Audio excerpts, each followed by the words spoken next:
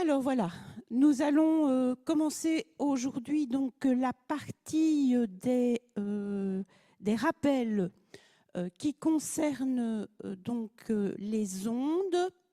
Alors, rappel sur les ondes en général, et puis nous ferons plus particulièrement, nous traiterons plus particulièrement des ondes lumineuses, donc on traitera plus particulièrement de la lumière visible, et puis on terminera cette séance avec quelques rappels d'optique géométrique. Alors, lorsqu'on va parler d'ondes, on va, avant de parler d'une onde en général, nous allons essayer de comprendre la différence entre une impulsion, un ébranlement, à un moment donné, lorsqu'on va soumettre, dans le cas de la diapositive, une corde à une perturbation. On va essayer de comprendre la différence entre le déplacement de la perturbation et le déplacement des points qui constituent la corde. Alors, en effet, c'est souvent une source d'erreur. Donc, vous pouvez voir sur cette diapositive, donc on a une corde, un milieu matériel, et on va, à un moment donné, on tient une des extrémités, on va lever et redescendre une des extrémités. Alors, qu'est-ce que ça va avoir comme conséquence? Eh bien, on va, suite à cette seule secousse, que l'on va appeler aussi une impulsion ou un ébranlement, eh bien, on va voir que une perturbation va se propager dans la corde. Alors, la perturbation se propage de la main vers la droite.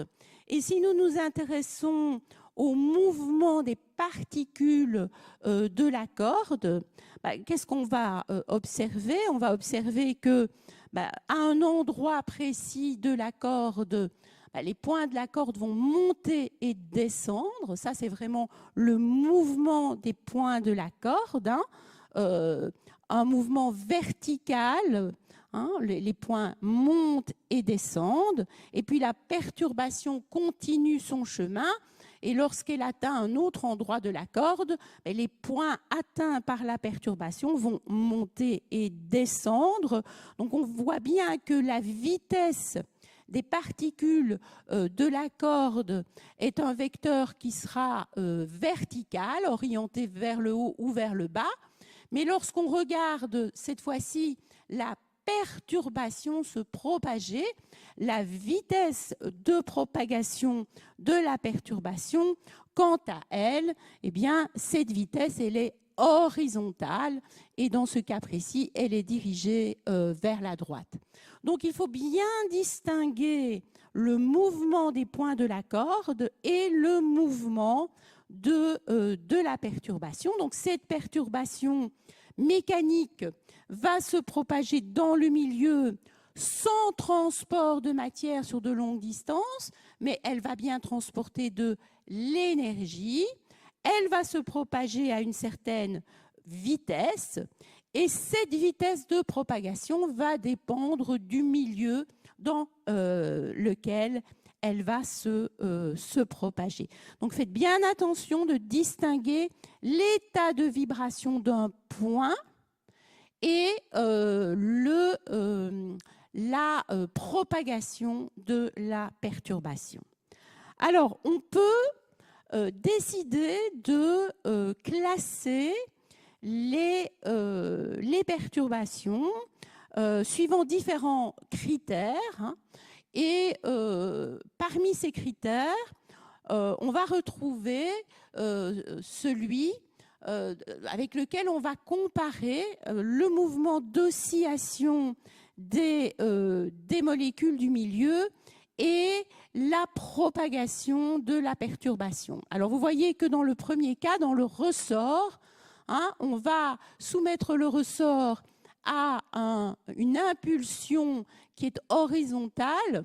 Donc, ça veut dire que les molécules du ressort vont osciller horizontalement et on voit que la perturbation va aussi se propager horizontalement. Dans ce cas-là, on va parler d'ondes longitudinales. Par contre, dans le deuxième cas, à droite de la diapositive, eh bien, on voit que la perturbation, elle est verticale. Donc, on voit que les molécules, les éléments du ressort vont se mettre à osciller verticalement, de haut en bas. Par contre, la perturbation, elle, se propage horizontalement. Et dans ce cas précis, on parlera d'ondes transversales. Donc ça, c'est une façon c'est un critère qui permet de classer les ondes. Il y en a bien entendu d'autres. Tout à l'heure, on parlera d'ondes matérielles ou mécaniques qui se propagent, qui ont besoin d'un milieu matériel pour se propager, ou d'ondes électromagnétiques, qui sont des ondes qui peuvent se propager dans le vide. Alors, nous allons maintenant réfléchir un tout petit peu. Vous savez qu'en physique, on introduit toute une série de concepts et on va utiliser les mathématiques pour modéliser tout ça. Donc, on observe des phénomènes et on va essayer de traduire ce qu'on observe en mathématiques. Et donc, ce que l'on va essayer de faire là tout de suite ensemble, c'est d'essayer de comprendre, en partant du phénomène, comment on a pu obtenir ce qu'on appelle l'équation de déplacement de l'onde, l'équation d'onde. Alors, donc, pour ce faire, nous allons essayer de réaliser un graphique ensemble, le graphique de la diapositive. Donc, je vais placer la diapositive et en même temps, je vais réaliser le graphique.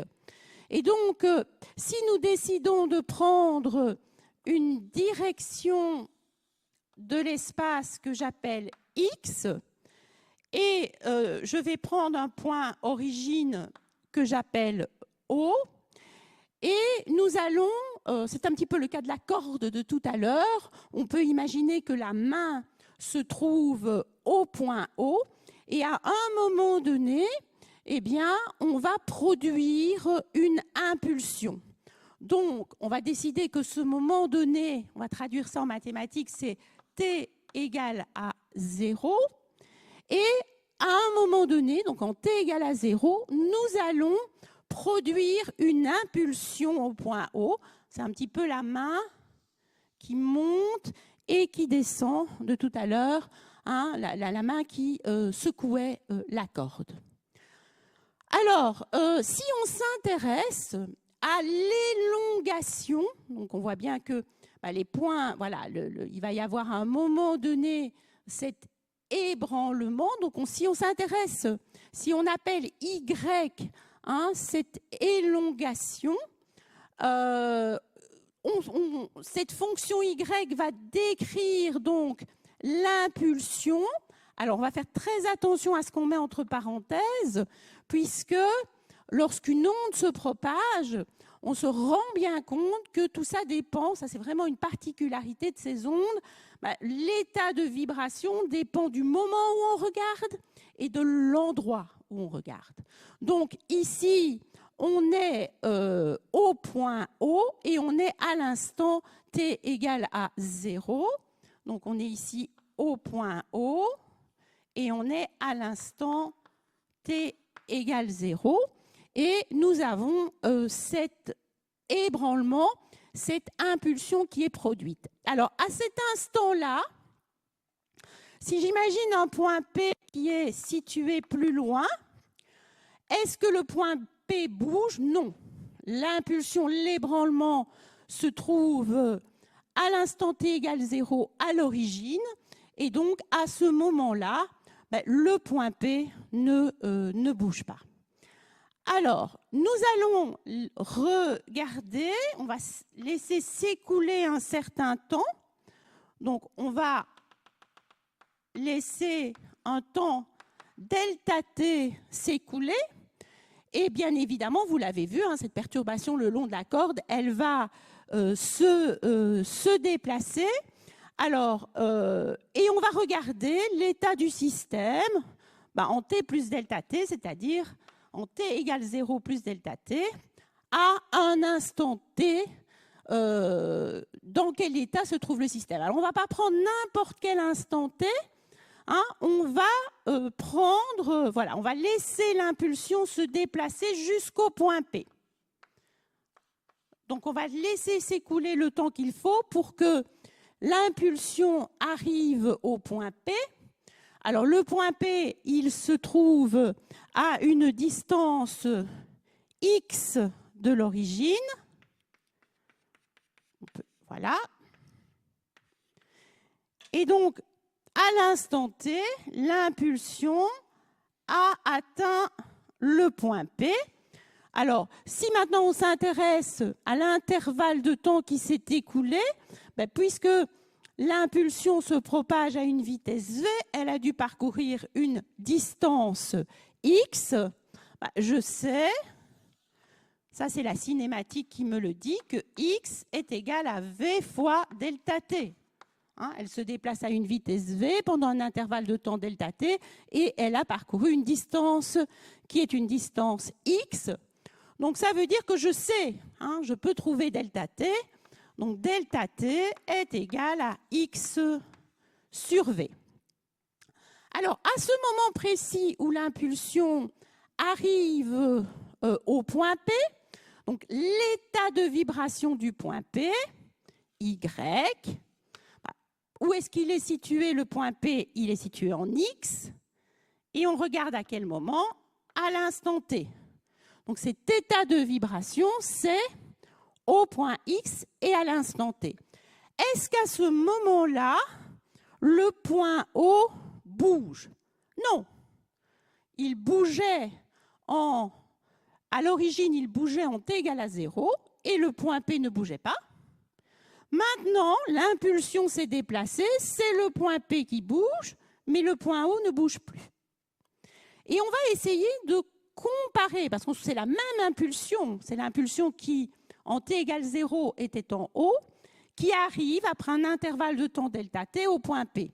Donc, on va essayer d'écrire ça mathématiquement, que c'est la même impulsion. Donc, y en x au point t, ça va être égal à quoi?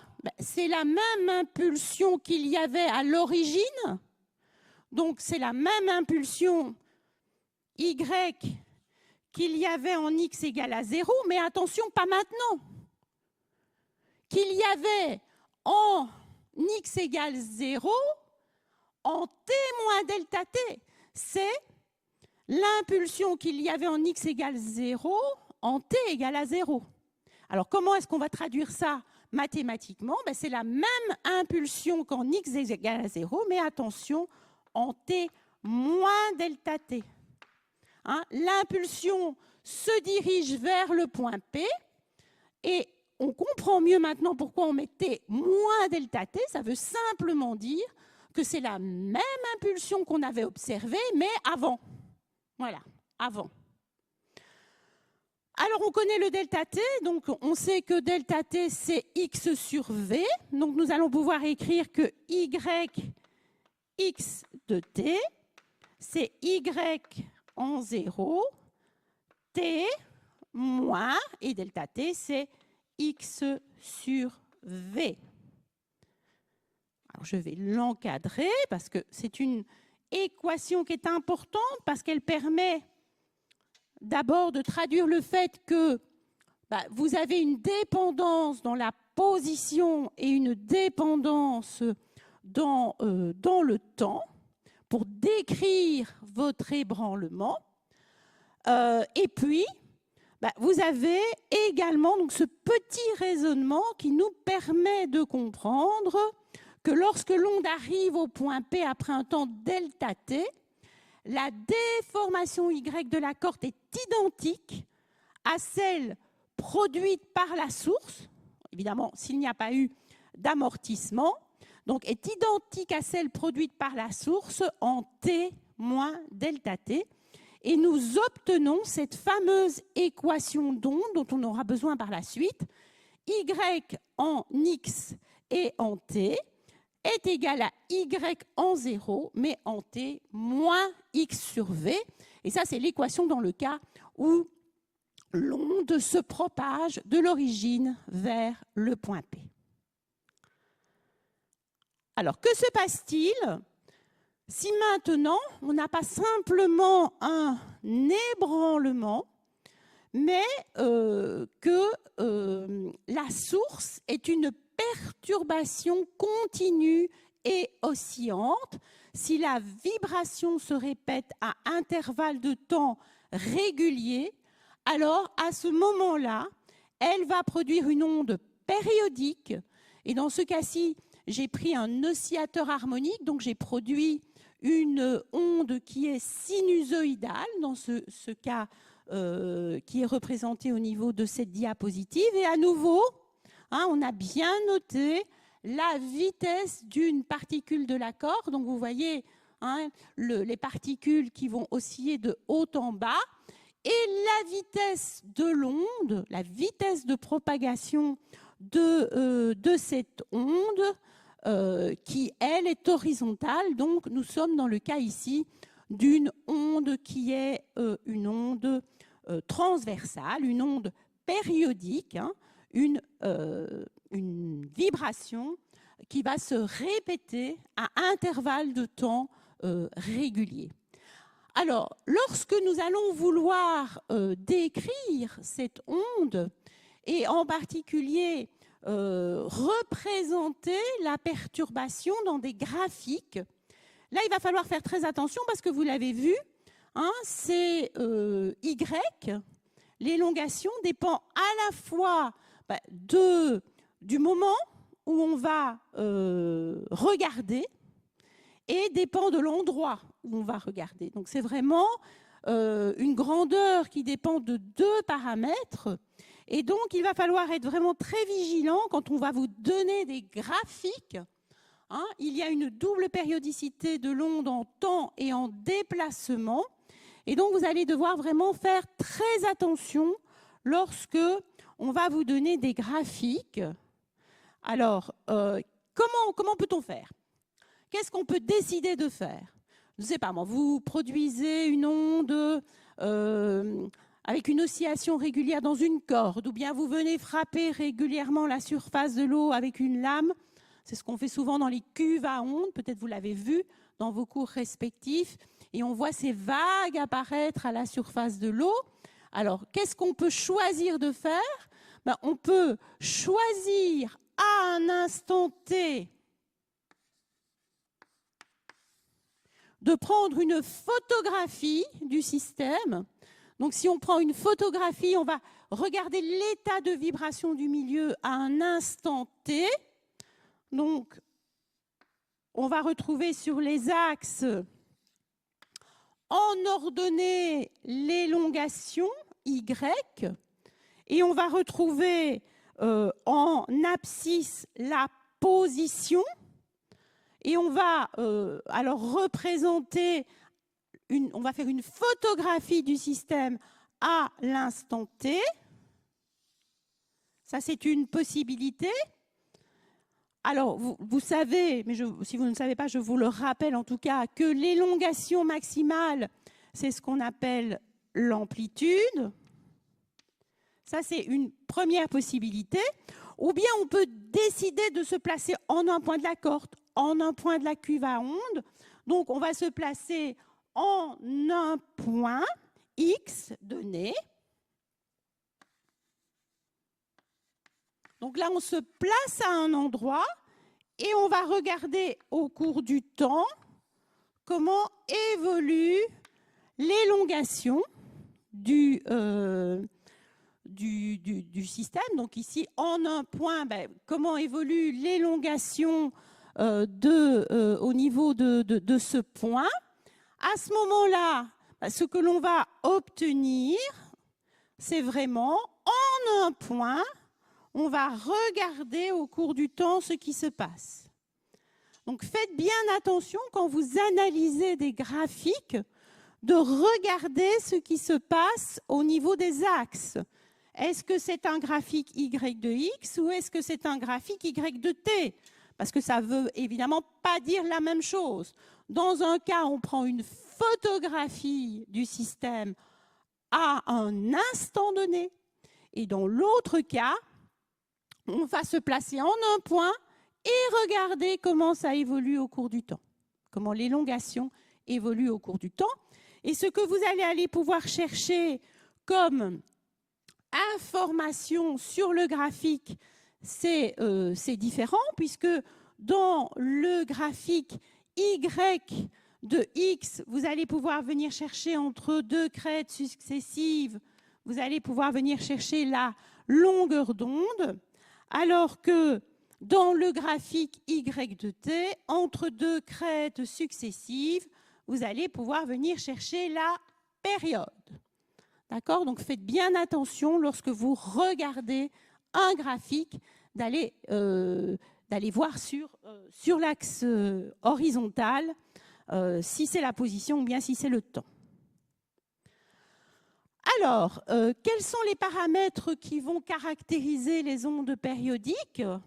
Donc, on a déjà rappelé la longueur d'onde, qui est la distance entre deux crêtes successives. Il y a également la période. Donc, la période, c'est le temps qui est nécessaire pour que le système revienne dans son état de départ de vibration, dans le même état de vibration. Hein, si vous imaginez, je ne sais pas moi, un ressort, ben voilà, c'est le temps qu'il faut pour que, en partant de sa position de départ, il fasse son oscillation et hop, il revient à la position de départ. Ça, c'est une façon de définir la période. On peut aussi dire que la période, c'est le temps qui est nécessaire pour que l'onde ait parcouru une distance qui est égale à sa longueur d'onde. Alors, la période s'exprime en secondes. La fréquence, c'est le nombre de crêtes passant en un point de l'espace par seconde. La fréquence, elle est déterminée par la source et la fréquence est égale à l'inverse de la période. Donc la fréquence, c'est l'inverse de la période. Attention, si on exprime bien la période en secondes, la fréquence s'exprime alors en hertz. Attention pour les unités. Alors, si vous avez une onde qui se propage dans l'espace et que vous souhaitez relier la distance qui a été parcourue à la vitesse de propagation et au temps qui s'écoule, de façon tout à fait générale, s'il s'est écoulé un temps t, nous l'avons déjà vu, que l'onde se propage à une vitesse v, eh bien, elle aura parcouru une distance v fois petit t. Ça, c'est tout à fait général. S'il s'est écoulé un temps t, l'onde se propage à une vitesse v, elle se sera déplacée d'une distance x. Dans le cas particulier où petit t est égal à grand T, donc si le temps qui s'est écoulé est égal à une période, à ce moment-là, l'onde a parcouru une distance qui est égale à sa longueur d'onde. Donc, la période, c'est aussi le temps nécessaire pour que l'onde ait parcouru une distance égale à sa longueur d'onde. Donc, dans le cas où petit t égale grand T, à ce moment-là, la distance qui aura été parcourue est égale à lambda. Donc, lambda, c'est V fois grand T. Et c'est donc aussi V sur F, puisque nous avons que la période et la fréquence sont inversement proportionnelles. Alors ça, c'est une relation qui est importante. lambda égale V fois grand T égale V sur F, vous pouvez voir que plus la fréquence d'une onde est grande et plus sa longueur d'onde est petite. La fréquence est déterminée par la source, mais plus la fréquence est grande, plus la longueur d'onde est petite. Donc ça, c'est quelque chose qu'il faut bien garder en tête. Alors, si nous revenons à notre fameuse équation d'onde et qu'on s'intéresse cette fois-ci à l'équation d'une onde sinusoïdale. Donc, ça veut dire quoi? Ça veut dire que à la source, là, tout à l'heure, je vais, cette fois-ci, non pas avoir une impulsion, un ébranlement comme dans le cas de la corde, mais je vais avoir une oscillation, un mouvement harmonique, je vais avoir une perturbation qui va varier de façon sinusoïdale avec le temps. Alors, comment est-ce que je vais traduire ça mathématiquement?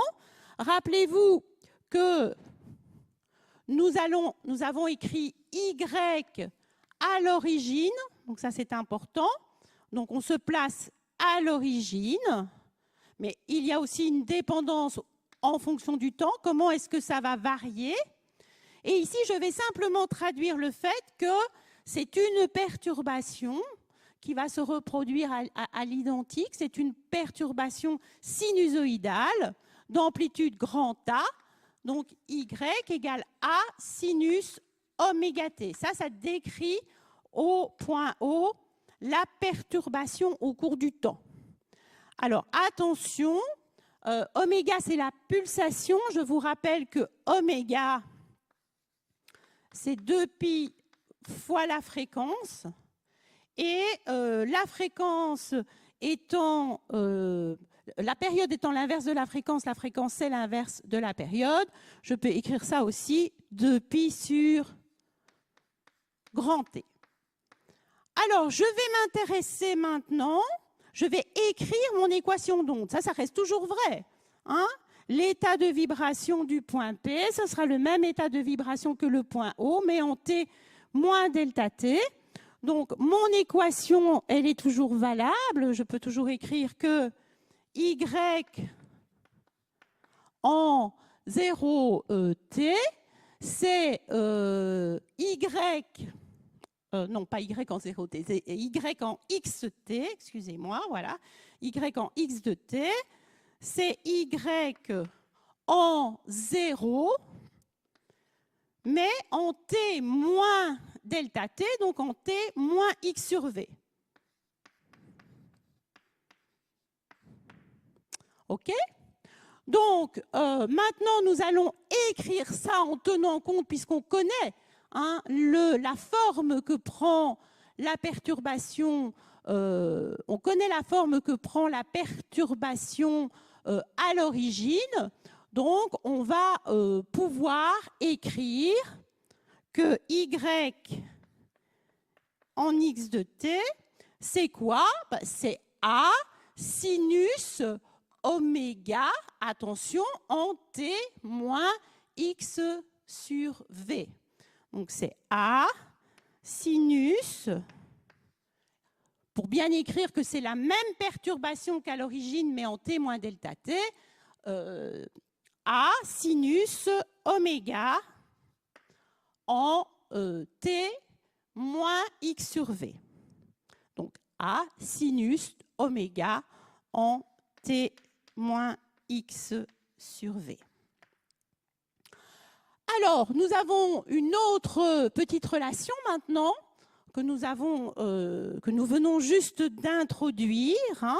Nous savons que la longueur d'onde, c'est aussi la vitesse multipliée par la période, c'est V fois grand T. Donc, nous connaissons l'expression de la vitesse, c'est lambda sur grand T. Là, c'est un petit peu calculatoire, mais vous allez voir que très rapidement, on va arriver à une équation que vous avez dû normalement voir. Et donc, si je remplace dans l'équation A sinus oméga T moins X sur V, je remplace V par lambda sur T, divisé par une fraction, c'est multiplié par la fraction renversée. Je vais trouver que Y x de T, c'est A sinus oméga de T moins, donc X grand T sur lambda.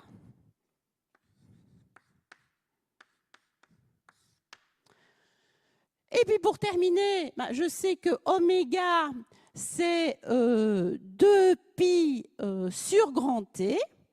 Donc j'ai Y en x de T qui est égal à A sinus de 2pi sur grand T. Donc T moins X grand T sur lambda. Et si maintenant vous distribuez le 1 sur T, si vous distribuez le 1 sur T, vous trouvez que Yx de T, c'est A sinus 2pi que multiplie T sur grand T moins X sur lambda. Et vous voyez dans l'encadré, donc cette équation que vous avez dû normalement voir, qui est l'équation d'une onde sinusoïdale. Et si on vous donne l'amplitude, la période, la longueur d'onde, vous allez être capable, à un instant donné, de prévoir l'état de vibration du point. Donc, vous voyez, il y a toute une partie de calculs mathématiques qui ne sont pas difficiles en soi. Ce qui était difficile à comprendre, c'était l'étape 1 de tout à l'heure, c'était que l'état de vibration du point P est le même que l'état de vibration de l'origine, mais en T moins delta T. À partir du moment où vous avez compris ça, le reste, ce n'est plus qu'un petit peu calculatoire. Alors, je vous l'ai dit tout à l'heure, les critères suivant lesquels on va décider de classer les ondes, on peut les choisir. Donc, on peut choisir de faire la distinction entre ce que l'on appelle une onde matérielle ou mécanique et une onde électromagnétique. Donc, matérielle ou mécanique, dans les deux cas, ce sont des ondes, mais une onde matérielle et mécanique a vraiment besoin d'un milieu matériel pour se propager. Donc, vous avez ici sur la diapositive l'exemple de la cuve à ondes. Vous avez également les ondes sonores. Donc, pour que le son se propage, il a besoin d'un milieu matériel. Donc, si dans une enceinte, vous avez une petite sonnette avec un marteau qui vient frapper une pièce métallique et puis que vous faites le vide dans cette enceinte, vous allez toujours voir le marteau frapper la pièce métallique, mais vous n'allez plus entendre le son. Alors, que se passe-t-il quand il y a une onde sonore qui se propage? Les molécules de l'air vont être mises en oscillation, ce qui va faire apparaître des zones de haute et de basse pression. Donc, on peut représenter une onde sonore en plaçant en ordonnée la pression et en abscisse la position. Vous voyez, on l'a fait ici dans le cas d'un son pur. Donc, on a vraiment ces zones de haute et de basse densité de molécules qui vont apparaître suite à la propagation de l'onde. Donc, une onde matérielle a besoin d'un milieu matériel pour se propager. Une onde électromagnétique, alors ce n'est pas le cas. Une onde électromagnétique, elle, peut se propager dans un milieu matériel, mais elle peut également se propager dans le vide.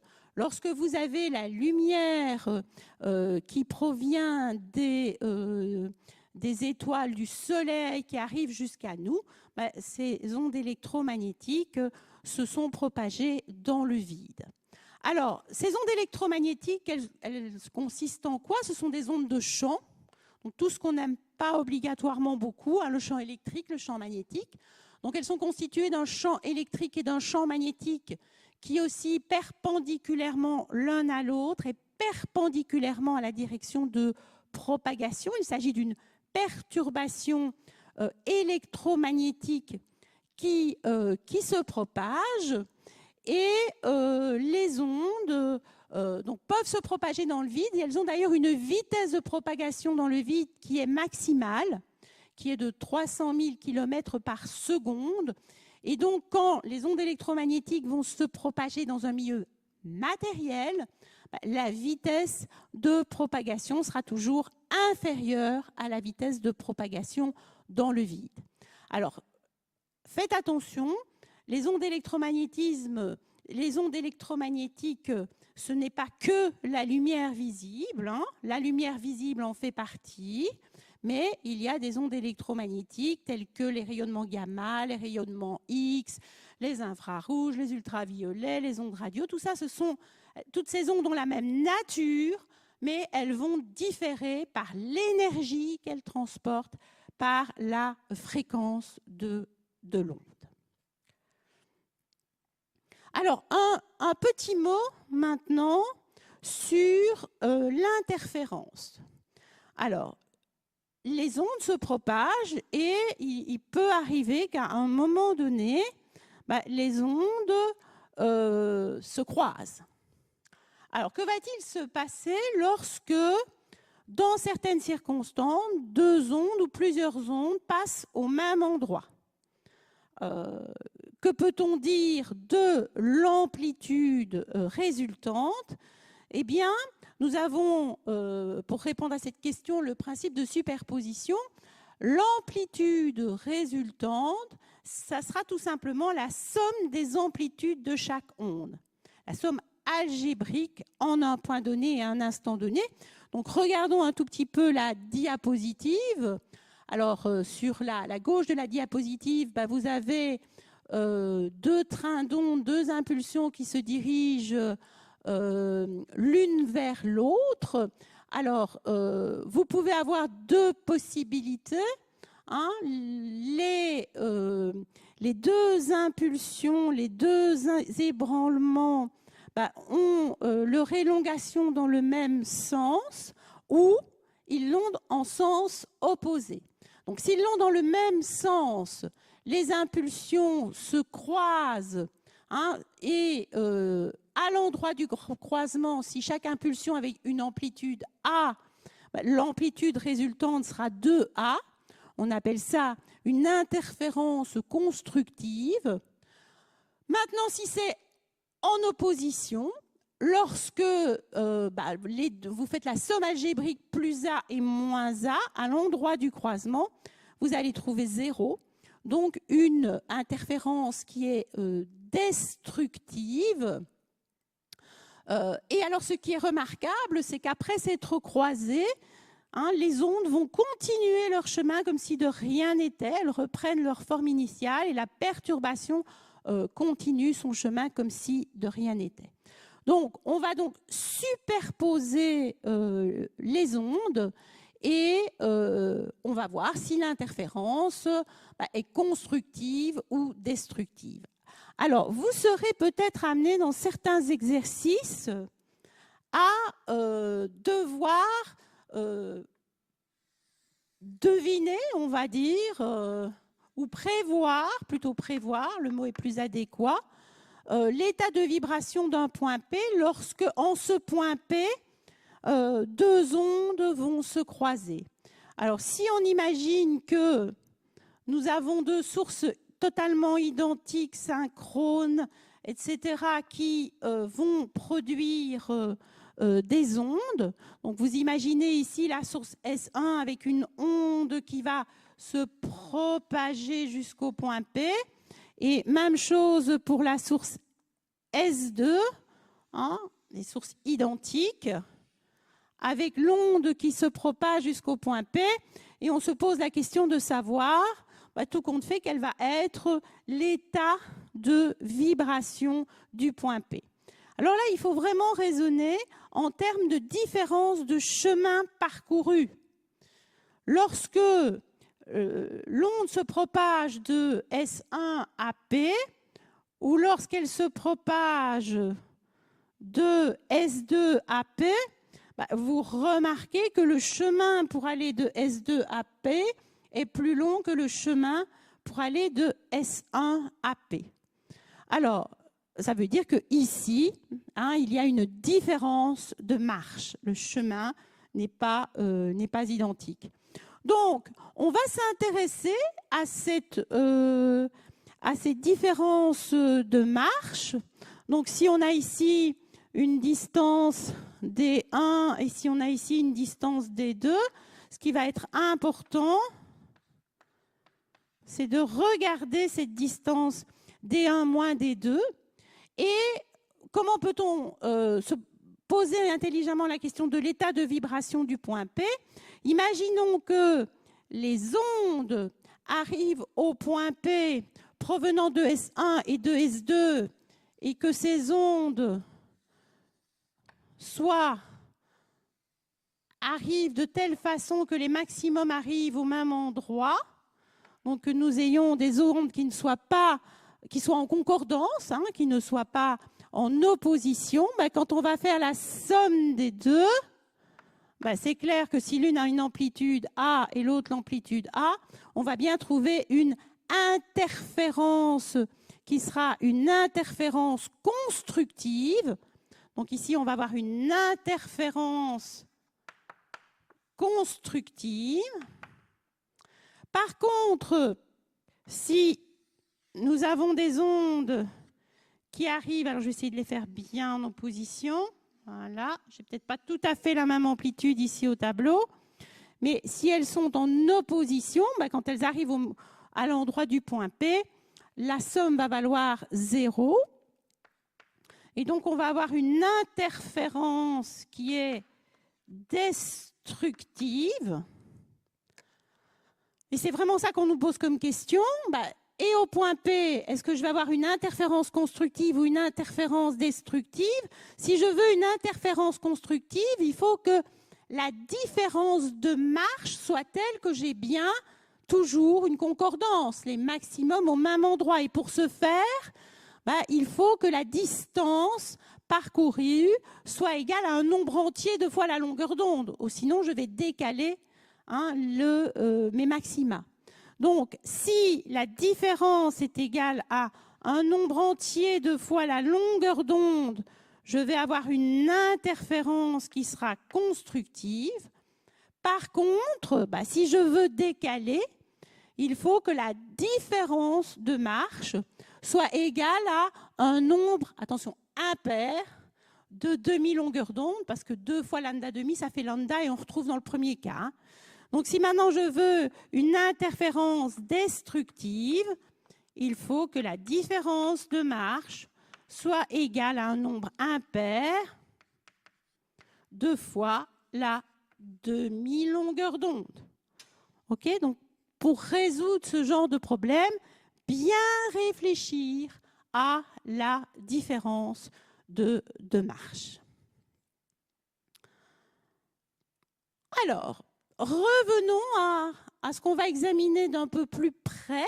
Après ces généralités, ce rappel sur les ondes, revenons au problème donc, de la lumière visible. Alors pourquoi est-ce qu'on dit la lumière visible? C'est une onde électromagnétique, mais il se fait que dans ce domaine de fréquence bien particulier, alors si on regarde le domaine de fréquence, vous voyez que les ondes électromagnétiques, comme je vous le disais, en fonction de la fréquence, vous avez le rayonnement gamma, le rayonnement X, puis vous avez les ultraviolets, le visible, les infrarouges et ensuite les ondes radio.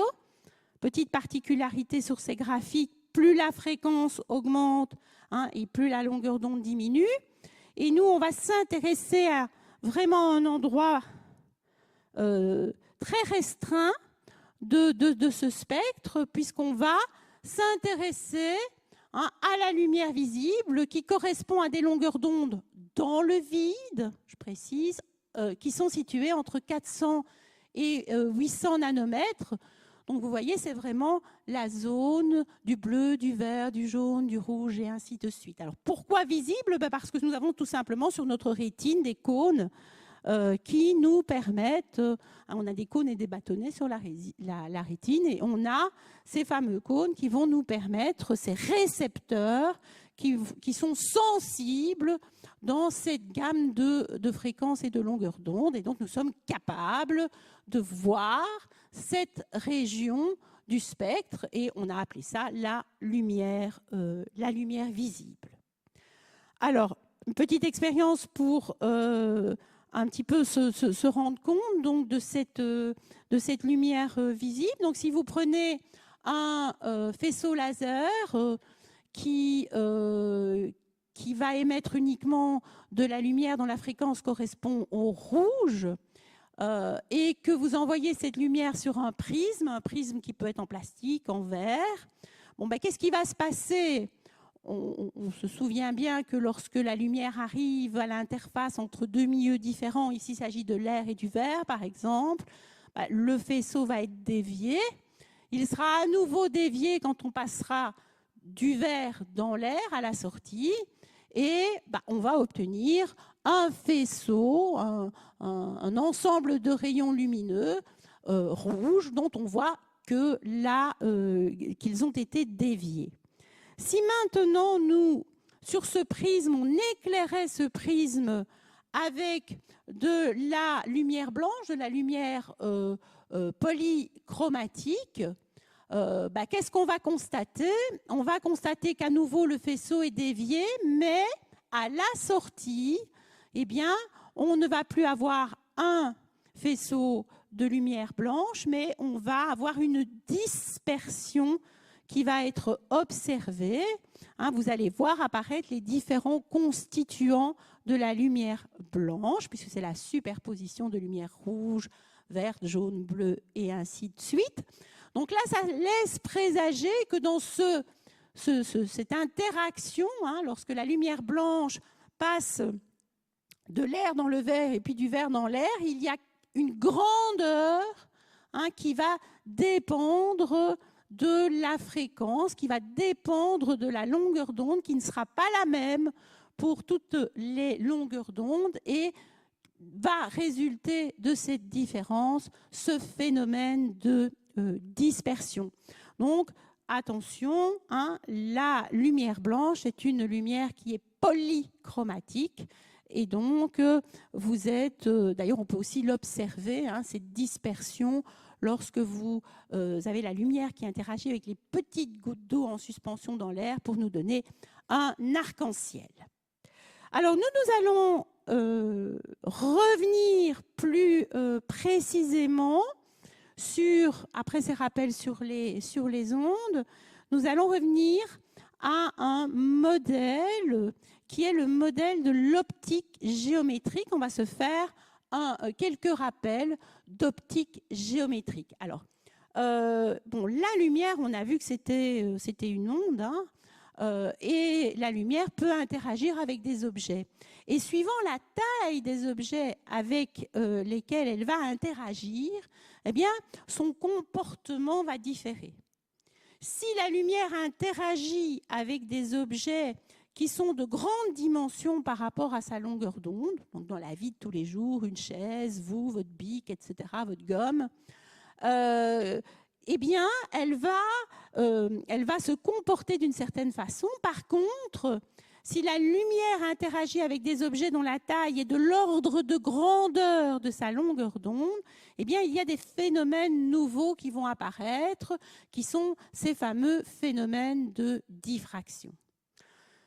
Donc, en fonction de la taille avec lesquelles la lumière interagit, on va utiliser un modèle différent pour traduire les phénomènes. Ce n'est pas du tout contradictoire. Tout modèle en physique a ses limites. Tant que nous sommes dans les limites de ce modèle, on peut l'appliquer. On applique dans la vie de tous les jours le modèle de la mécanique classique pour prévoir le déplacement des objets de notre vie de tous les jours. Ce modèle de la mécanique classique a présenté des limites, donc on a commencé à s'intéresser aux atomes, aux molécules, aux objets qui étaient très petits, et on s'est rendu compte qu'il avait ses limites et qu'il fallait introduire un nouveau modèle qui était le modèle de la mécanique quantique. Mais bon, pour la vie de tous les jours, le modèle de la mécanique classique fonctionne bien. Même chose au niveau de l'optique. Donc l'optique géométrique va concerner donc la description des phénomènes que l'on peut observer lorsque les objets avec lesquels la lumière interagit ont de grandes dimensions par rapport à sa longueur d'onde. Le modèle va utiliser la notion de rayon lumineux. rayon lumineux, c'est un objet qui est tout à fait théorique. Un faisceau de lumière est représenté par un ensemble de rayons lumineux.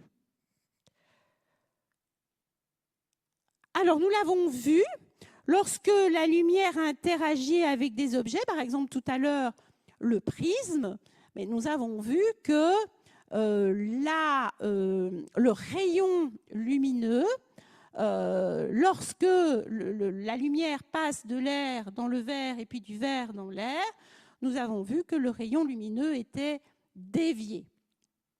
Pour caractériser le milieu, en optique géométrique, on va utiliser ce qu'on appelle l'indice de réfraction. Alors, comment est défini l'indice de réfraction? L'indice de réfraction, c'est le rapport entre la vitesse de la lumière dans le vide et la vitesse de la lumière dans le milieu. Lorsque la lumière change de milieu, sa vitesse de propagation va changer. Et c'est à cause de cette modification que le rayon va être dévié. Alors ici, le but de ces séances de rappel, ce n'est pas de vous refaire tous les graphiques et toutes les démonstrations pour vous montrer ce lien. On va simplement vous rappeler les notions, mais c'est cette différence de vitesse de propagation qui fait que le rayon est dévié, et c'est pour cette raison qu'on introduit cette notion d'indice de réfraction.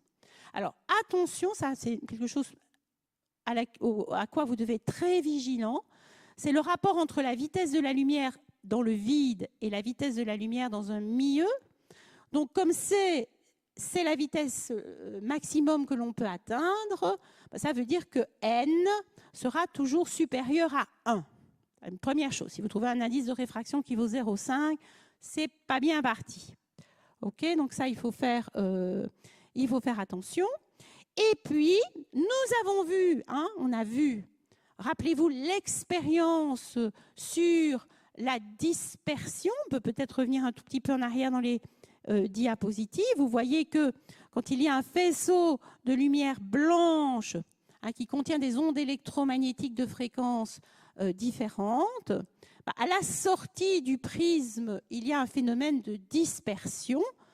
Donc ça veut dire qu'il y a une grandeur qui n'est pas la même et qui dépend de la fréquence. Cette grandeur, c'est l'indice de réfraction. Donc l'indice de réfraction va dépendre du milieu.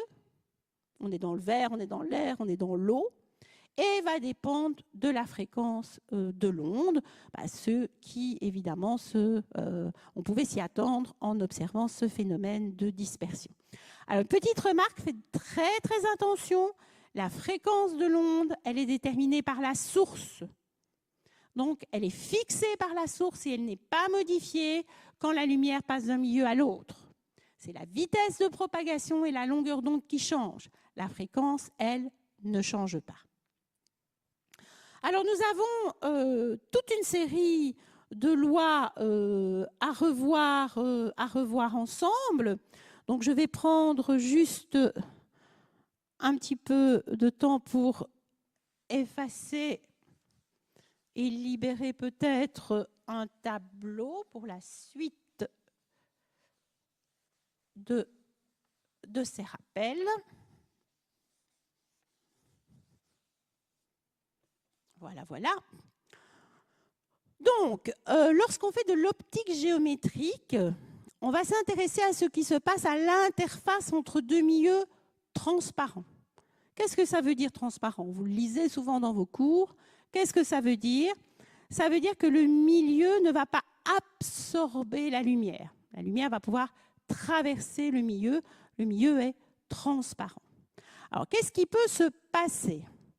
Qu'est-ce qui peut se passer? Nous pouvons avoir soit là un phénomène qui est dit un phénomène de réflexion, soit un phénomène qui est dit un phénomène de réfraction. Alors, regardons un petit peu le phénomène de réflexion. Phénomène de réflexion sur un dioptre, sur l'interface entre deux milieux. Alors, il y a, pour décrire ce phénomène, une grandeur qui est très très importante, quelque chose que vous devez absolument tracer et qui est la normale au dioptre. Alors très souvent, on oublie de la tracer. Donc ça, c'est la première chose que vous devez tracer, c'est la normale, la perpendiculaire au dioptre, parce que c'est par rapport à la normale qu'on va venir mesurer tous les angles. Alors, vous allez avoir, je vais peut-être prendre une craie jaune pour dessiner le rayon incident. Donc, le rayon incident fait un angle avec la normale qu'on va appeler I. Attention, c'est avec la normale que le rayon incident fait un angle I. Il y a parfois des étudiants qui mettent l'angle I entre le rayon incident et le dioptre. Non, faites bien attention. Et puis, on va avoir un phénomène de réflexion.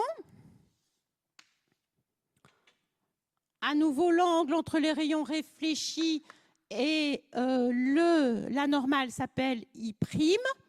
Et I est égal à I'. On a le rayon incident, le rayon réfléchi, la normale qui se trouve dans un même plan, et I est égal à I'. Ça, c'est le phénomène de réflexion. Alors, on peut aussi avoir un phénomène de réfraction. Réfraction, on va pas rester dans le même milieu. Vous voyez ici qu'on reste dans le même milieu. On se réfléchit au niveau de l'interface. Dans un phénomène de réfraction, on va changer de milieu. On va passer de l'autre côté. C'est de la lumière qui passe au travers d'une fenêtre, par exemple. Alors là, on va avoir deux cas possibles. On peut, par exemple, passer de l'air dans le verre ou passer du verre dans l'air. Donc, ça veut dire quoi?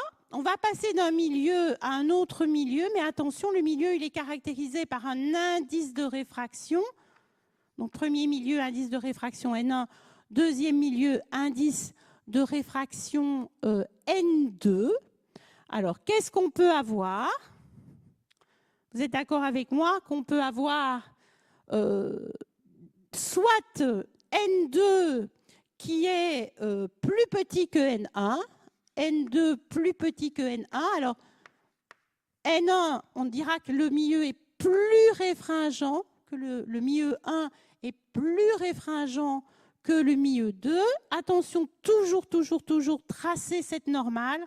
Ça, c'est fondamental. Et nous allons avoir donc le rayon incident qui fait un angle qu'on va appeler I1 avec la normale. Et dans le cas où vous passez d'un milieu qui est plus réfringent à un milieu moins réfringent, donc la vitesse de propagation change d'un milieu à l'autre, eh bien ça va avoir comme conséquence que le rayon va s'écarter de la normale. Si vous imaginez ici en pointillé la suite du rayon s'il n'était rien arrivé, eh bien le rayon va s'écarter de la normale. Ceci, c'est l'angle I2 que vous avez peut-être appelé R. Et on voit que I2 est plus grand que I1. Deuxième cas de figure, nous pouvons avoir cette fois-ci N2 qui est plus grand que N1. Donc si N2 est plus grand que N1, si le milieu 2 est plus réfringent que le milieu 1, à nouveau on va tracer la normale. On va tracer l'angle, enfin le rayon incident avec l'angle d'incidence I1. Et cette fois-ci, imaginez toujours que vous prolongez votre rayon incident, eh bien le rayon va se rapprocher de la normale et l'angle réfracté sera plus petit que l'angle d'incidence. Donc, quand on passe d'un milieu moins réfringent à un milieu, quand on passe d'un milieu plus réfringent à un milieu moins réfringent, le rayon s'écarte de la normale. Quand on passe d'un milieu plus réfringent, d'un milieu moins réfringent à un milieu plus réfringent, le rayon se rapproche de la normale.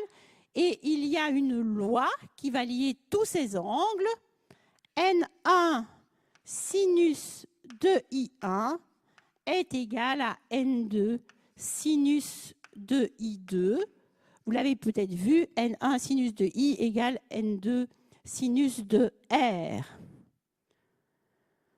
Donc, à l'interface entre deux milieux transparents, la lumière peut subir une réflexion avec l'angle d'incidence qui est égal à l'angle réfléchi et une réfraction avec cette fameuse loi de Snell et Descartes, N1 sinus I1 égale N2 sinus de I2. Et la répartition de l'intensité lumineuse entre le faisceau réfléchi et le faisceau réfracté va dépendre de l'angle d'incidence. Alors, si on fait un graphique qui va comporter les deux, donc vous voyez qu'on peut avoir ici, on passe d'un milieu moins réfringent à un milieu plus réfringent et on a dessiné à la fois le rayon réfléchi et le rayon réfracté. C'est un peu comme quand vous regardez à la surface de l'eau, vous voyez votre image, mais vous voyez aussi les petits cailloux dans le fond de l'eau. Alors, ce qu'on n'arrive pas à traduire au niveau de ces graphiques, c'est la répartition de l'intensité. Hein, ici, vous voyez des rayons, mais la répartition de l'intensité lumineuse dépend de l'angle d'incidence, et ça, c'est plus difficile à faire passer dans ces schémas de rayons. Alors, nous avons un cas particulier à étudier, donc, qui est le cas de la réflexion totale. Alors, le cas de la réflexion totale, c'est une situation particulière qui peut arriver, mais attention, il y a une obligation, on doit passer d'un milieu plus réfringent vers un milieu qui est moins réfringent. Donc ça, c'est vraiment important de vérifier, dès qu'on vous parle de réflexion totale, de vérifier, est-ce que, d'abord, c'est possible? Est-ce que je passe bien d'un milieu plus réfringent à un milieu moins réfringent? Donc, c'est ce cas-ci. Hein. N1 est supérieur à N2. Vous voyez que nous avons la possibilité d'avoir, donc après passage dans le milieu moins réfringent, le rayon réfracté va s'écarter de la normale. Donc, que va-t-il se passer lorsque on passe d'un milieu qui est plus réfringent à un milieu qui est moins réfringent? Une partie de la lumière est réfléchie, une partie de la lumière est réfractée, le rayon réfracté s'écarte de la normale et on peut faire varier l'angle d'incidence. Imaginons que ici, je prenne un angle d'incidence qui soit plus grand. Donc, si je trace toujours bien ma normale, je viens prendre un angle d'incidence qui est plus grand, vous pouvez le faire chez vous. Si vous prenez un angle d'incidence qui est plus grand, le rayon va s'écarter de la normale, plus, et vous voyez qu'il s'écarte de la normale, mais il se rapproche de l'interface. Et si je prends encore un angle d'incidence plus grand, le phénomène va s'accentuer. Et à un moment donné, si je prends un angle d'incidence qui atteint ce qu'on appelle une valeur critique, I critique, eh bien, tout devrait se passer comme si le rayon arrivait au niveau de l'interface. Donc ici, avec un angle réfracté qui vaut pi demi. Mais en réalité, quand on atteint cette limite, eh bien, on observe que le rayon est totalement réfléchi. On appelle ça la réflexion totale. Donc, voici quelques exemples. Vous voyez ici, on passe, la source de lumière est dans l'eau et on va passer de l'eau dans l'air. Donc, on passe bien d'un milieu qui est plus réfringent vers un milieu moins réfringent. Vous voyez qu'on augmente progressivement l'angle d'incidence et on voit que le rayon s'écarte de plus en plus de la normale. Et au moment où il devrait atteindre l'interface, hop, on a ce phénomène de réflexion totale. Encore vu d'une autre façon, donc vous voyez le rayon rouge, c'est sous un angle d'incidence. On a donc ce rayon réfracté qui s'écarte bien de la normale. Et puis, le bleu correspond à la situation limite où la réfraction devrait se faire suivant l'interface. Et vous voyez que dès qu'on dépasse cet angle critique, on va avoir systématiquement le rayon qui est réfléchi. Donc, il ne passe pas de l'autre côté.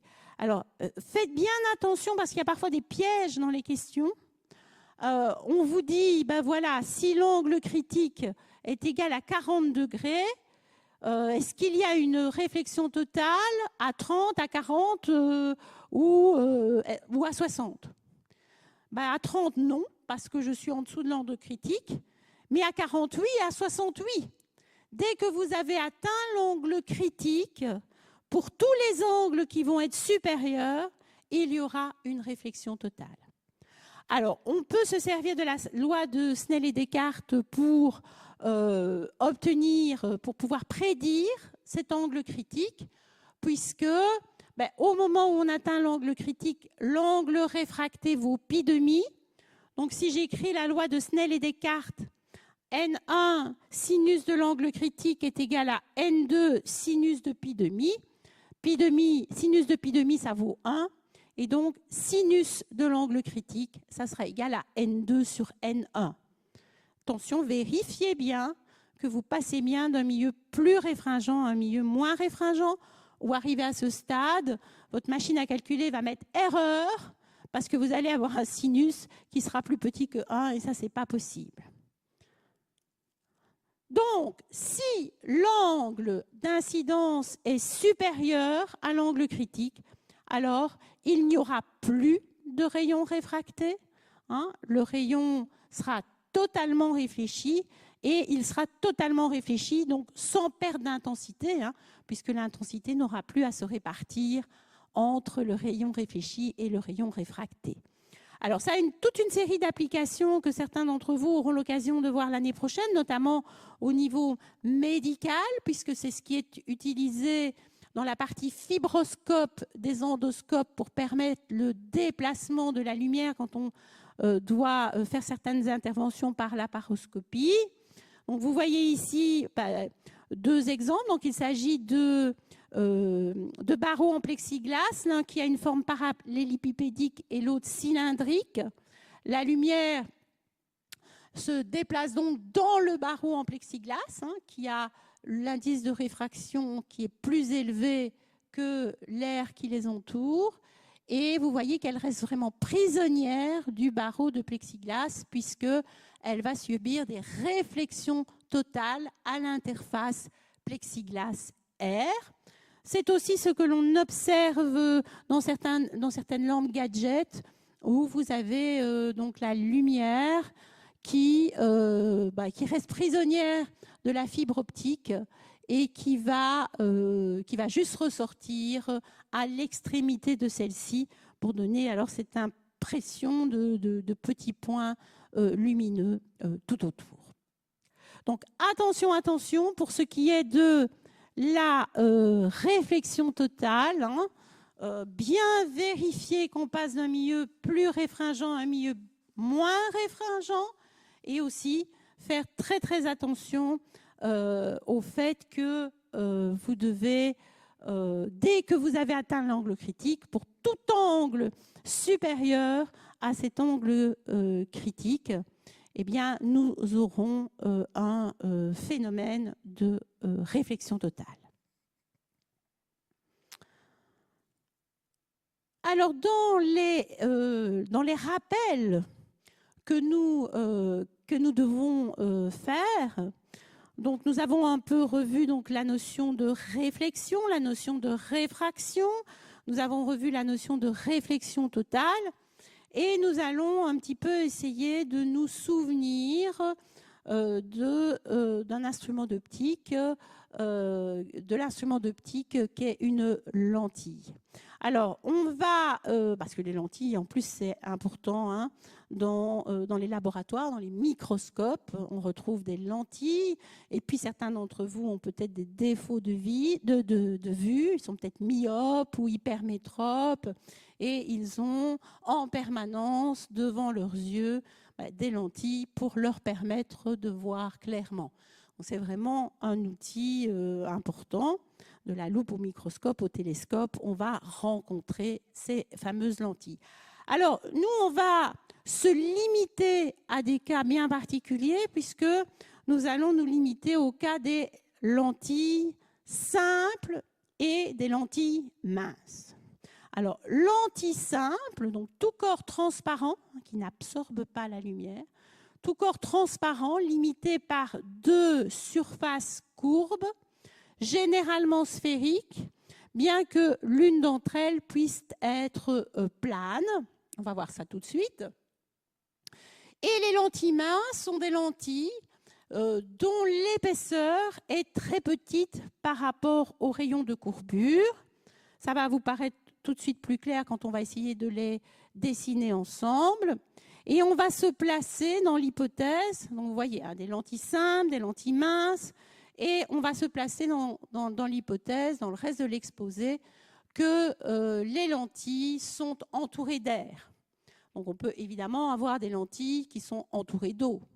Si vous plongez, que vous ouvrez les yeux, vous avez à l'intérieur de votre œil le cristallin, et puis vous aurez à l'extérieur, vous aurez un milieu qui est déjà dans l'œil.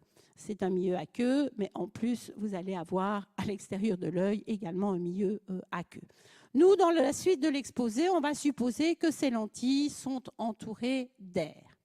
Alors, qu'est-ce qu'on peut rencontrer comme lentilles ? On peut rencontrer des lentilles qui sont convergentes et des lentilles qui sont divergentes. Alors, qu'est-ce qu'on appelle une lentille convergente ? Pourquoi est-ce qu'on appelle ça une lentille convergente? Une lentille convergente a la propriété qu'elle va faire converger la lumière. Donc, quand vous avez un faisceau de lumière parallèle qui arrive sur une lentille convergente, après être passé dans la lentille convergente, les rayons lumineux vont converger en un point ou en plusieurs points, ça dépend. Une lentille divergente, elle porte bien son nom. C'est une lentille qui a comme propriété de faire diverger les rayons de lumière. Donc, après passage dans la lentille, les rayons vont diverger. Si on compare leur géométrie, les lentilles convergentes sont plus épaisses au centre que sur les bords. Les lentilles divergentes sont plus épaisses sur les bords qu'au centre. Et on va retrouver dans les lentilles convergentes les biconvexes, deux fois bombés vers l'extérieur, les plans convexes et les ménisques convergents. Et dans les lentilles divergentes, vous voyez les biconcaves, hein, elles sont bombées mais vers l'intérieur, donc les biconcaves, les plans concaves et les ménisques divergents. Alors, lorsqu'on va représenter une lentille, souvent on le fait dans le plan de la feuille, donc c'est comme si on faisait une coupe de lentilles. Donc vous, en pratique, qu'est-ce que vous allez faire ? On va prendre un centre que l'on appelle le centre de courbure. Donc je vais l'appeler, allez, on va peut-être l'appeler, je ne sais pas moi, O1 pour le premier centre de courbure.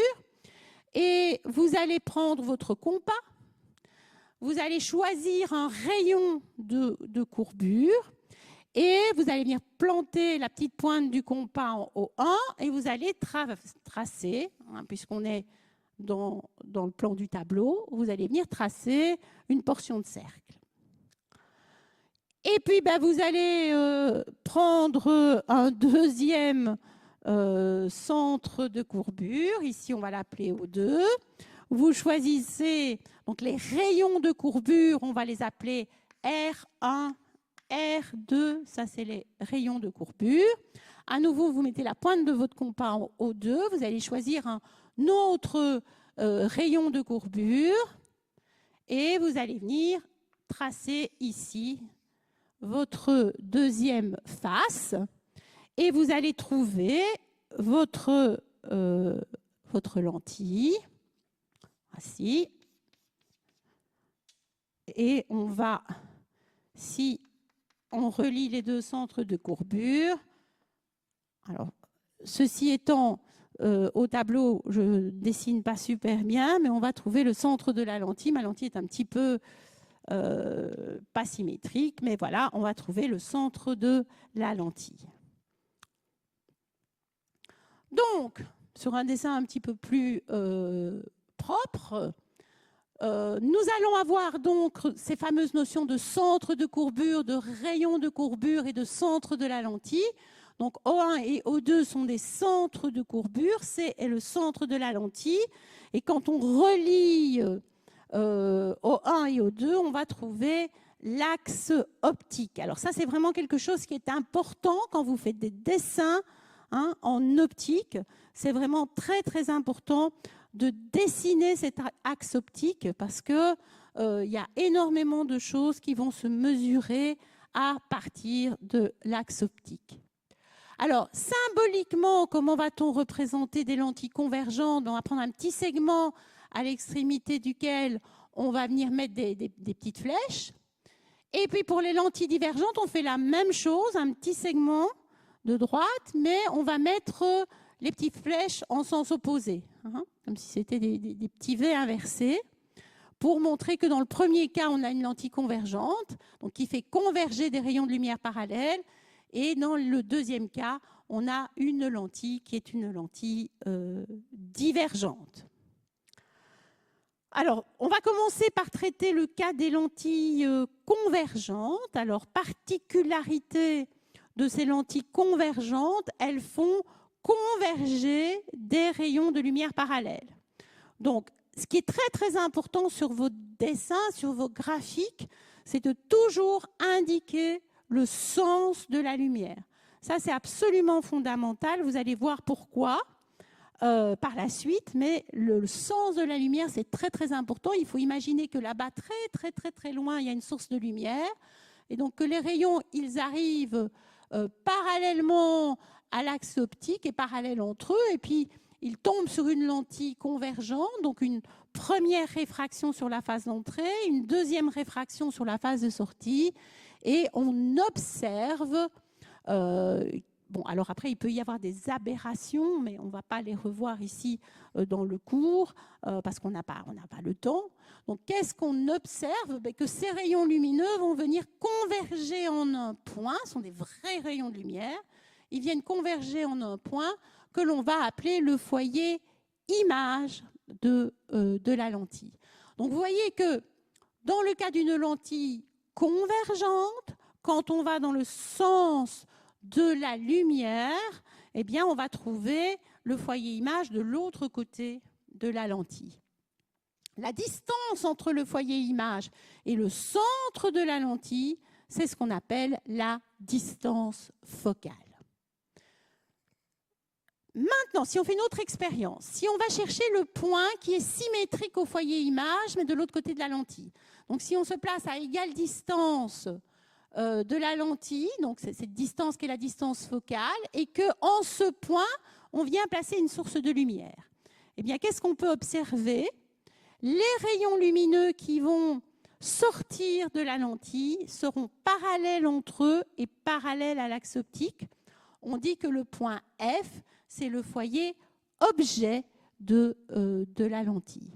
Donc, si les rayons arrivent sur une lentille convergente parallèle entre eux et parallèle à l'axe optique, ils vont venir converger au foyer image. Et si par contre, on place un objet au foyer objet, eh bien, les rayons de lumière qui vont partir du foyer objet vont ressortir parallèles entre eux et parallèles à l'axe optique. C'est pour ça que je vous disais, c'est extrêmement important de noter le sens de la lumière. Donc, dans le cas où on a une lentille qui est convergente, tracez bien l'axe optique, hein, c'est important. Votre lentille convergente, le sens de la lumière, à égale distance du centre de la lentille. Vous allez d'abord trouver le foyer objet, F, et puis de l'autre côté, le foyer image, F'. Alors maintenant, ça c'était le cas le plus facile, si nous nous intéressons à la lentille divergente, propriété d'une lentille divergente, s'il y a des rayons parallèles qui tombent sur cette lentille divergente, après la lentille divergente, les rayons vont diverger. Donc regardons à droite de la diapositive, vous voyez bien un faisceau de lumière parallèle. Attention, ça c'est aussi quelque chose, c'est une erreur que je rencontre parfois sur certains dessins optiques d'étudiants. Pour que le rayon soit dévié, il faut qu'il touche la lentille. Hein. Il y a parfois des rayons qui, à un moment donné, là, comme ça, tout d'un coup, se mettent à dévier. Non, il faut que votre rayon touche la lentille pour pouvoir subir une double réfraction. Donc, lorsque le rayon touche la lentille, vous voyez, il est dévié. Et vous observez bien que, puisque c'est une lentille divergente, à droite de la lentille, les vrais rayons de lumière vont diverger. Donc, c'est impossible de trouver un point de convergence. Alors, qu'est-ce qu'on va faire en optique géométrique? On va décider de construire les prolongements. Donc, on va construire les prolongements de ces rayons qui divergent. À partir du moment où vous construisez, ça n'a aucune réalité. Hein. C'est vous qui décidez. C'est pour ça qu'il faut le faire en pointillé pour bien garder en tête que les vrais rayons de lumière, eux, ils sont de l'autre côté. Ce que vous êtes en train de dessiner, c'est vraiment des choses qui sont des prolongements qui n'existent pas. Ça ne correspond pas à des vrais rayons de lumière. Par contre, ces prolongements vont avoir un point d'intersection qu'on va appeler foyer image. Sauf que, voilà, le foyer image, dans le cas d'une lentille divergente, il va donc se trouver... il va se trouver en premier. C'est celui, quand vous vous déplacez dans le sens de la lumière, pour une lentille divergente, vous allez d'abord trouver le foyer image. Et puis, où se trouve le foyer objet? Donc, foyer objet, hein, je vous rappelle que quand on mettait une source pour une lentille convergente, une source de lumière au foyer objet, les rayons sortaient parallèles. Eh bien, ici, lorsque... les rayons sortent parallèles, mais qu'est-ce qui se passe? Il y a des rayons qui arrivent sur la lentille. Ces rayons vont subir évidemment une double réfraction dès qu'ils touchent la lentille, mais c'est comme si leur prolongement, et c'est pour ça qu'on trace en pointillé, parce que ça n'a aucune réalité, hein, on construit les prolongements comme si leur prolongement allait aboutir en un point qu'on appelle le foyer objet. Et donc, si je résume ce que nous venons de rappeler, dans le cas, cette fois-ci, de la lentille divergente, quand on va toujours bien placer le sens de la lumière, c'est important, l'axe optique, la lentille divergente, eh bien, on va trouver d'abord le foyer image et puis le foyer objet.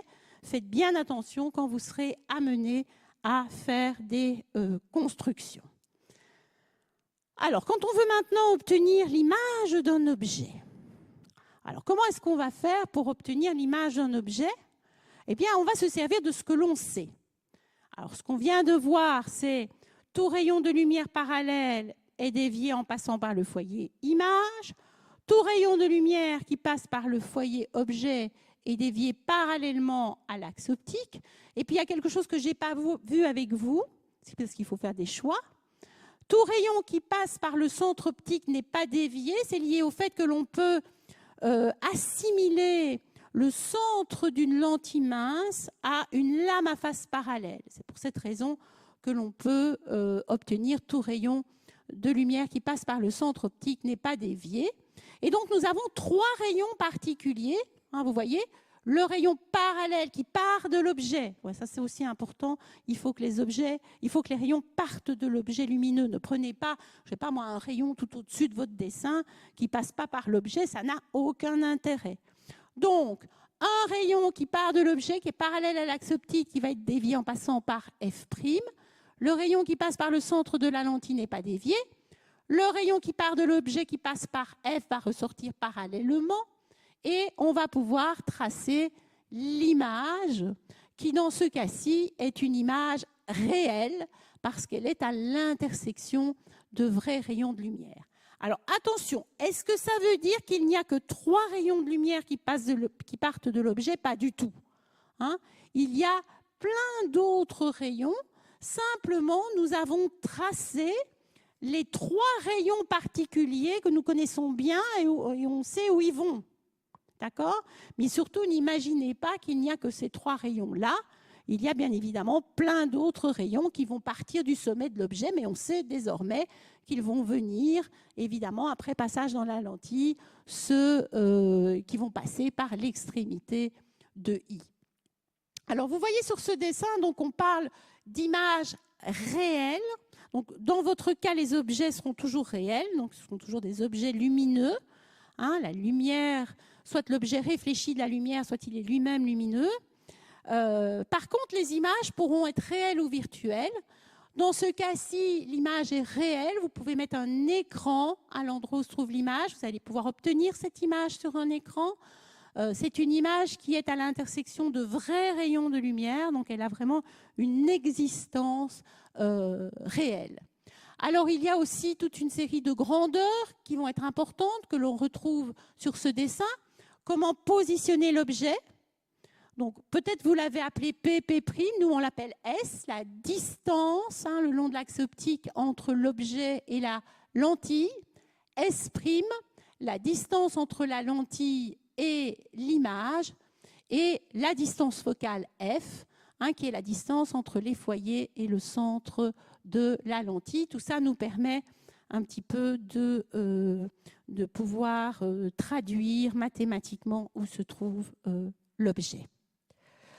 Alors, moi ce que je vous propose de faire, c'est d'essayer de construire, on va peut-être refaire un petit dessin ensemble, mais surtout n'hésitez pas à mettre l'enregistrement en pause quand on a un petit dessin à faire, d'essayer de le faire par vous-même, ça c'est important au vu de ce que nous avons fait aujourd'hui, d'essayer de faire le dessin par vous-même et puis de revenir vers l'enregistrement pour vérifier que ce que vous avez fait est correct.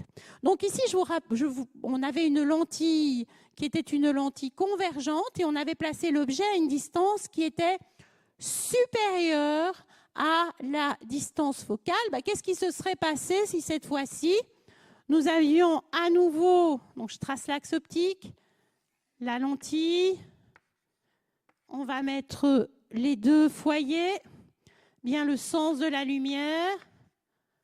Comme ça, je sais que j'obtiens pour une lentille convergente d'abord F et puis F'. Mais que se passe-t-il si cette fois-ci, je viens placer l'objet à une distance de la lentille qui est plus petite que la distance focale? Donc moi, ce que je vous conseille ici, c'est de mettre l'enregistrement en pause et d'essayer de construire l'image de cet objet, en ayant bien en tête que les rayons de lumière doivent partir de l'objet, qu'ils dévient quand ils touchent la lentille et que nous avons des rayons particuliers à notre disposition.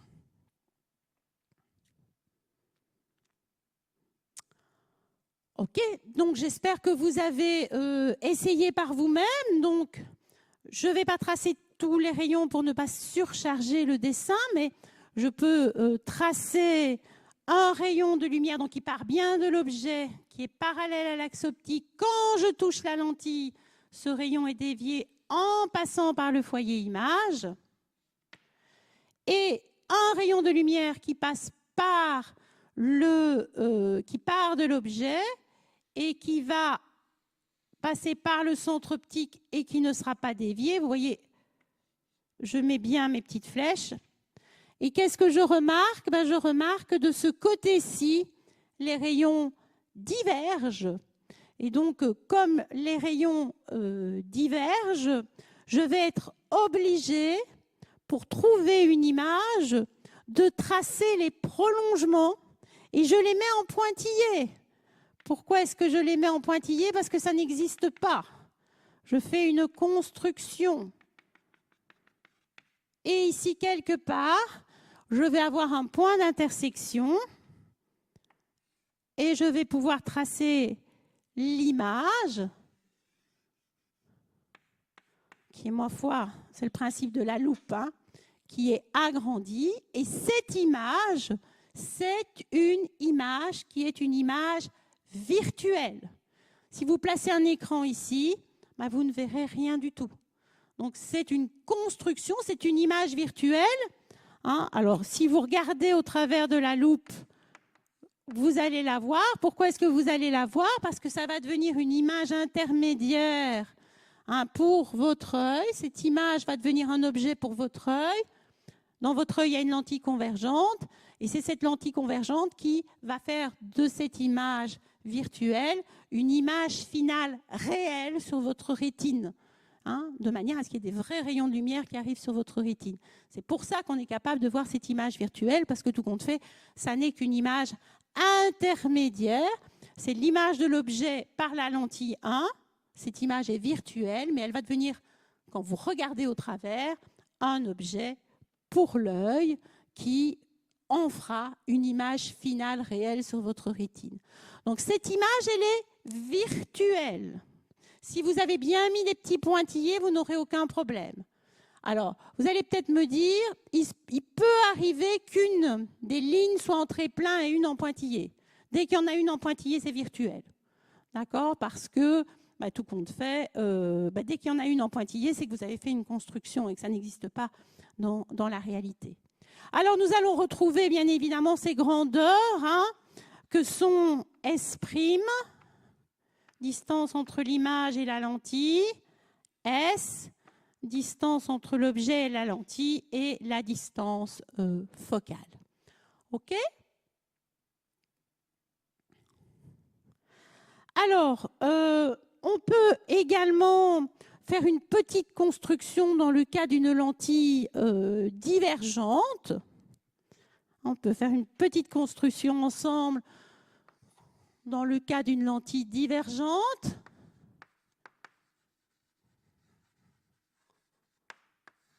Donc, lentille divergente, attention, ne pas oublier quand j'ai le sens de la lumière, je rencontre d'abord le foyer image et puis le foyer objet. Ça, c'est quelque chose qu'il faut bien avoir dans la tête. Et on va placer un objet. Hein. Voilà.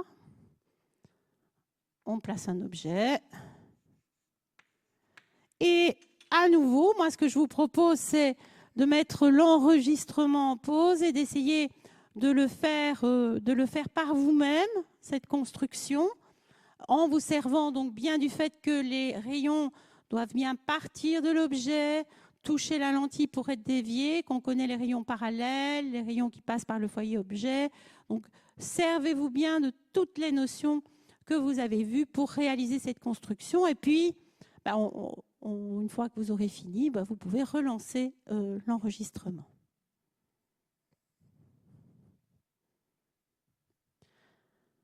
OK. Donc, pour ceux qui ont essayé, peut-être que ça a marché sans problème. Maintenant, peut-être que d'autres ont eu quelques difficultés. C'est vrai que la lentille divergente, c'est un tout petit peu plus complexe pour réaliser l'image. Donc, à nouveau, je ne vais pas prendre tous les rayons pour ne pas surcharger le dessin. Donc, on va prendre un rayon de lumière qui est parallèle. Attention, je vais jusque la lentille. Au moment où je touche la lentille, je sais qu'il va être dévié en passant par le foyer image. Oui, sauf que de ce côté-là, il y a le foyer objet. Donc, je dois aller par là. Est-ce que je peux faire ça? Est-ce que je peux simplement faire demi-tour? Non.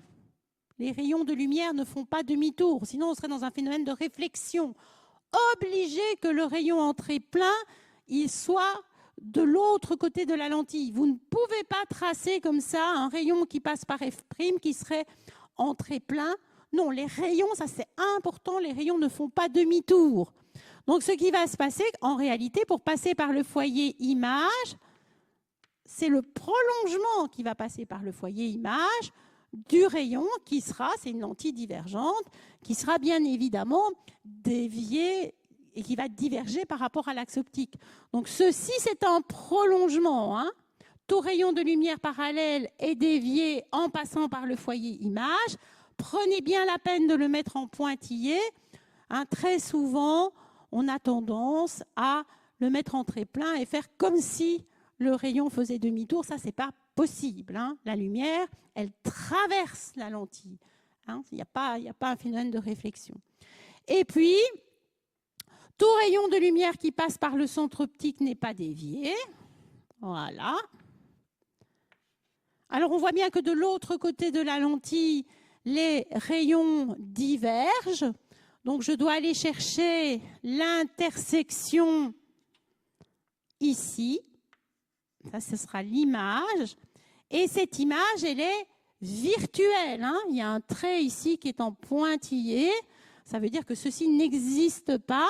Donc, il s'agit bien d'une image qui sera une image virtuelle. Donc, ça, c'est vraiment important de s'en rendre compte. Donc, n'hésitez pas à vous entraîner en faisant bien attention au fait qu'il faut que les rayons de lumière partent de l'objet, il faut que les rayons de lumière touchent la lentille pour être déviés et que les rayons de lumière ne peuvent pas faire demi-tour. Alors, nous avons vu qu'on peut avoir des images qui sont des images réelles ou des images virtuelles. Donc, si je reviens un peu en arrière, ici, vous voyez que l'image, elle est tout à fait réelle et elle est inversée par rapport à l'objet. Donc ça, on va devoir aussi en tenir compte. Nous avons obtenu dans nos constructions des images qui étaient virtuelles et qui étaient droites, qui allaient dans le même sens que l'objet. Alors, il y a une possibilité ça ce sont les constructions géométriques. Il y a aussi la possibilité de mathématiser tout ça. Donc, on a à notre disposition des formules, les formules des opticiens. Alors, on peut les démontrer, évidemment, ce n'est pas du tout le but de ces rappels, de les démontrer. Donc, je vais essayer, donc d'abord, je vous les rappelle, et puis aussi, on va voir les pièges dans lesquels il ne faut pas tomber quand on les utilise. Toutes ces formules sont accompagnées d'une convention de signes. Alors, il se peut que vous ne les ayez pas vues tout à fait de la même façon. Il y en a qui ont peut-être vu 1 sur P moins 1 sur P'. Voilà, ce n'est pas grave la formule que vous utilisez, mais vous devez utiliser la bonne convention de signes. Il y a des conventions de signes où on dit, quand on va du centre de la lentille vers l'objet, est-ce qu'on va ou pas dans le sens de la lumière? Moi, j'ai une autre convention de signes, peu m'importe celle que vous utilisez, mais il faut utiliser la convention qui va avec la formule. Donc ici, dans nos conventions, on va d'abord pouvoir introduire la notion de grandissement linéaire. Donc le grandissement linéaire, c'est quand vous comparez la taille de l'image à la taille de l'objet. Donc dans les dessins, lorsque vous allez de l'axe optique vers l'extrémité de l'objet ou de l'image, vous avez donc cet objet ou cette image qui ont une certaine hauteur. Donc là, la grandeur de l'image, on l'appelle H', la grandeur de l'objet, on l'appelle H. Et on peut lier ça à la position de l'image. Donc S', c'est la distance entre le centre de la lentille et l'image. S, la position de l'objet entre le centre de la lentille et la position de l'objet. Et donc H' sur H égale moins S' sur S. Attention, il y a des conventions. Si l'objet ou l'image sont dirigés vers le haut, hein, on va avoir H et H' qui seront comptés positivement. On dit que si l'objet ou l'image est droite, on va les compter positivement.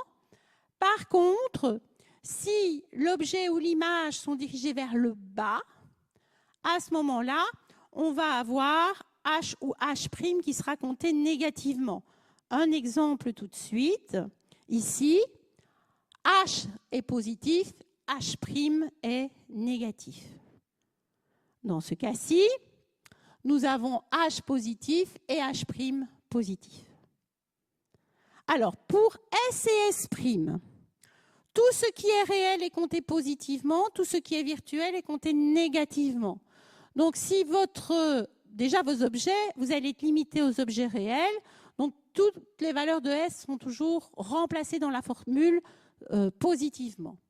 Par contre, si vous avez une image réelle qui se forme à 3 cm de la lentille, vous remplacez S' par plus 3 ou plus 0,03. Si l'image est virtuelle, il faudra remplacer S' par moins 0,03. Tout ce qui est réel est positif, tout ce qui est virtuel est négatif. Et cette convention de signes sera également valable dans la formule des opticiens. 1 sur F égale 1 sur S plus 1 sur S'. Donc, qui lie la position de l'objet, de l'image et la distance focale. À nouveau, faites très attention parce que si vous remplacez dans la formule avec des valeurs numériques sans prendre en compte la convention de signes, vous n'aurez pas la bonne réponse finale. Donc, tout ce qui sera réel sera compté positivement, tout ce qui est virtuel sera compté négativement. La distance focale a également une convention. Si les lentilles sont convergentes, F sera positif. Donc, vous écrirez par exemple plus 10 à la place de F si c'est une lentille convergente ou plus 0,1 si vous l'exprimez en mètres.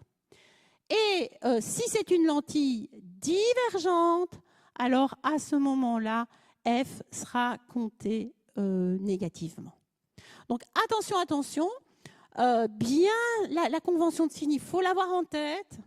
Si les objets ou les images sont réels, S et S' positifs, si c'est virtuel, S et S' négatifs, vous pouvez en avoir un qui est positif et un qui est négatif.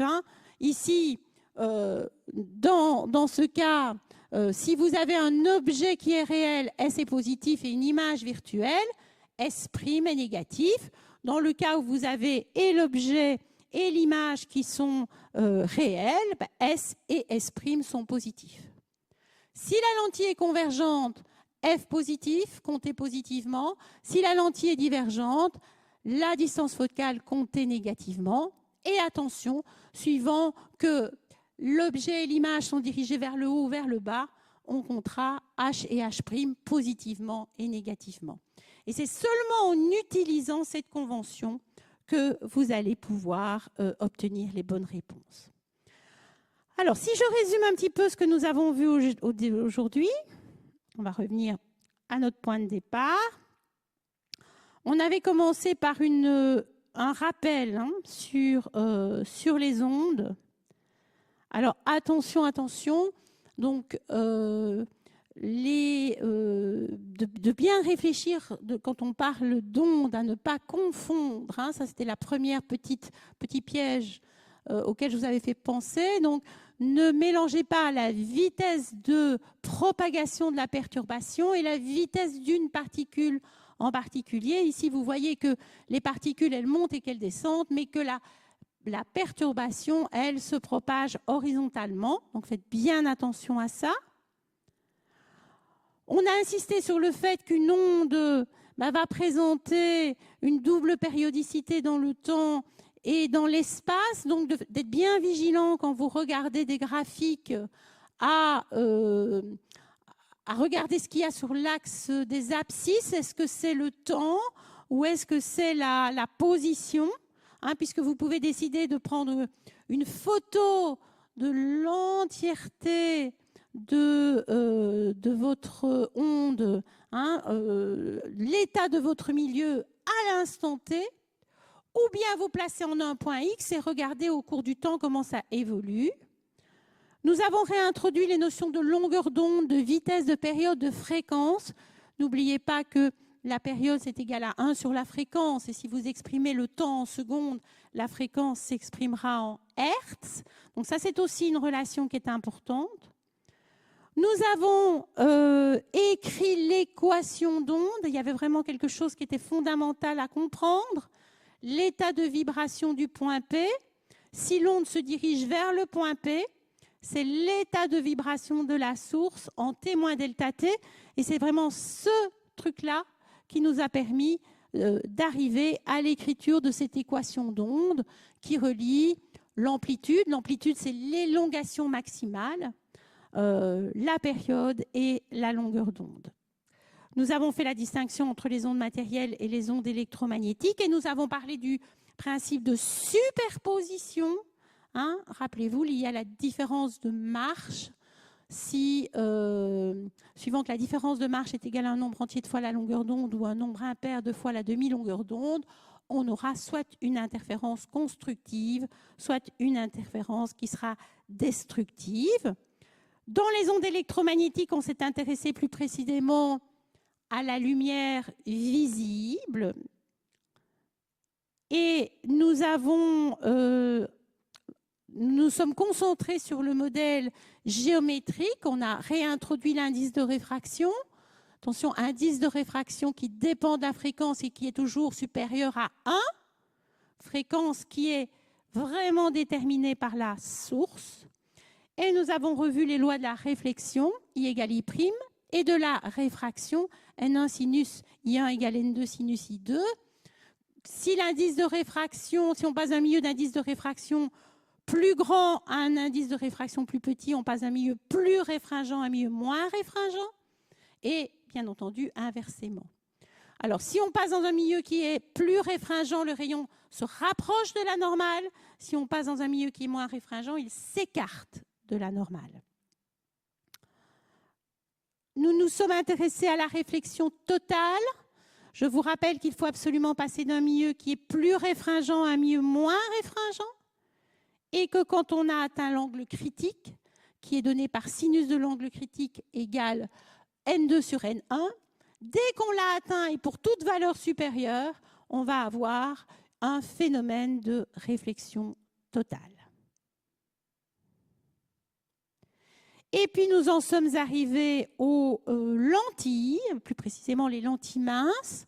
Donc nous avons revu la notion de lentille convergente, la notion de lentille divergente, la position des foyers. Attention, quand on va dans le sens de la lumière, dans une lentille convergente, d'abord le foyer objet, puis le foyer image. C'est l'inverse pour la lentille divergente. Nous avons revu ce qui arrive à des rayons particuliers. Tout rayon de lumière parallèle est dévié en passant par le foyer image. Tout rayon de lumière passant par le centre optique n'est pas dévié. Tout rayon de lumière passant par le foyer objet est dévié parallèlement à l'axe optique, ce qui nous a permis de construire des images. Et je vous ai dit, faites bien attention, les rayons doivent partir de l'objet. Ils commencent à dévier quand ils ont touché la lentille. Hein, ça, c'est des choses qui paraissent évidentes, mais qu'on peut vite oublier. Et nous avons donc pu construire différentes images. Je vous invite à essayer de vous entraîner, bien évidemment. Et nous avons terminé avec les formules du grandissement linéaire et la formule des opticiens. Attention dans ces formules, une convention de signes qu'il faut obligatoirement appliquer, ou sinon les réponses ne sont pas correctes.